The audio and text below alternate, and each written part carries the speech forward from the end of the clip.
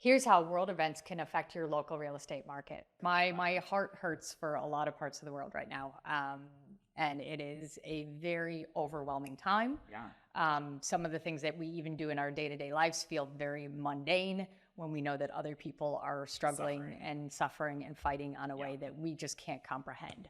That being said, we still have to do the mundane. We still have to pull ourselves together. We have to assess and understand how some of the things specifically happening on the other side of the world are impacting us. We have a lot of things coming at us within the States as well. A lot of the big ones that we're getting right now is, what is the impact of the wars overseas, the war in the Ukraine and the war with Israel, Gaza, Hamas? How is that impacting our real estate? I think luckily or unluckily, I think the Ukraine war has been around for a long time now. It initially had a huge impact on interest rates. And so interest rates started climbing, and it had a lot of impact on gas prices and all of that stuff. And so it did affect us initially. I think now it's kind of built into our economy. Now the double whammy is this new one with the war on Israel. And hopefully that is going to have us stall out on some interest rates. So it kind of on the flip end where, there's now so much world uncertainty that, okay, what are we doing in terms of interest rates and making sure that our economy stays strong, but still fighting that inflation that we've seen over the last year? For me, the way that I see that we have this impact on these big events are twofold. Number one, I call it the pause, right? It is, yeah. What happens is that consumers are distracted, consumers are sensitive, consumers are worried, and consumers are scared. All rightfully so. There is a lot of things, no matter what you believe or who you believe in and what you think is right, there is a lot of unnecessary harm happening in our world. And because of that, we create pause as consumers, because we are so nervous about how the state of the world is going to come back and impact us. And I don't mean to make it selfish, but there is a level of selfishness to it. Totally.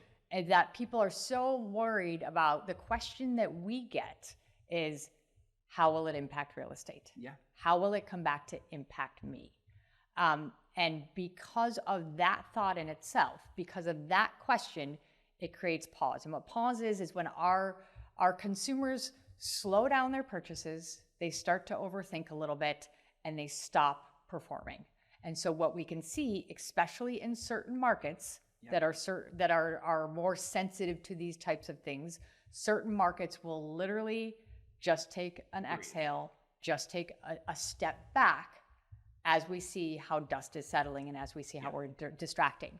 Another thing that is absolutely part of the conversation is going to be the presidential election. Oh, I was going to even say, even taken from a pause, it isn't even just global events, it's local events. Local events. Chicagoans especially, we're very sensitive to everything. Politics. I mean, even talking about the presidential thing, but talking about the Bally's casino, talking about the 1000% George Floyd riots that was happening, the pandemic. There's so many different world events. Absolutely. That is why our market is really sensitive, but it's also interesting because other markets don't have these corrections, I feel like, as much as we do, and that's a little bit of it.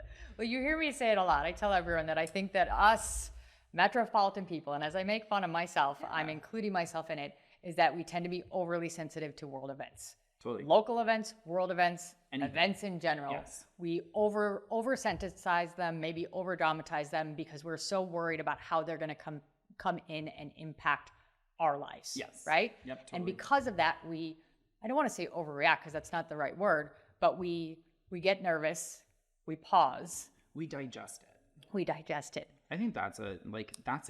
We need to digest it. We need to figure out what's going on. Then we can make decisions based on that. But so the nice thing about this, right? The thing that's really a benefit that I talk a lot about is that because we create these pauses in our marketplace, I truly believe that the reason that Chicago has been so stable throughout these last few years, where we saw so much of the country literally taking off flight with their real estate prices, we had so much of this reaction to everything that was going on in the world. and we stabilized our stuff. Yep. We would be going, oh yeah, we saw a hot market. Oh wait, let's take a breather. There's big things going on. Oh wait, it's strong. Let's take a breather.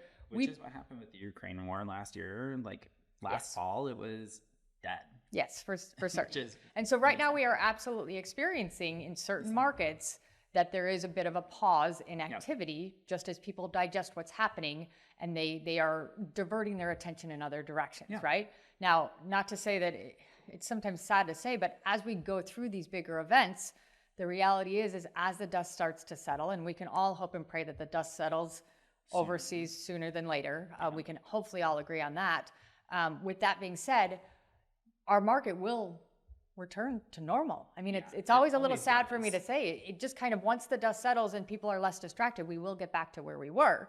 But everybody needs to do something with like their property. People still need a place to live. I mean, even when we talk about numbers coming down this year of 40%, there's still property moving because or interest rates coming up so high. People still need to move for certain reasons. But even looking forward to next year, right? 2024, it's an election year. This will be the sixth presidential election I have sold real estate in. And I can tell you almost verbatim, every year is almost the same. We should start off with a pretty strong year next year. But the minute that election gets in with sight, especially depending on how contentious it is, it will paralyze our market. It will pause our market as people start to say, hey, what's going to happen if so-and-so wins? What's going to happen if so-and-so wins? Once that election is said and got done, then we return to normal. Then all of a sudden we'll bounce back. But there will, mark our words, at least my words, because it's the there will be a pause and a hesitancy leading up to the election, for certain. It's the unknown. See, I look at that as opportunity, though. But we always talk about that. Yes.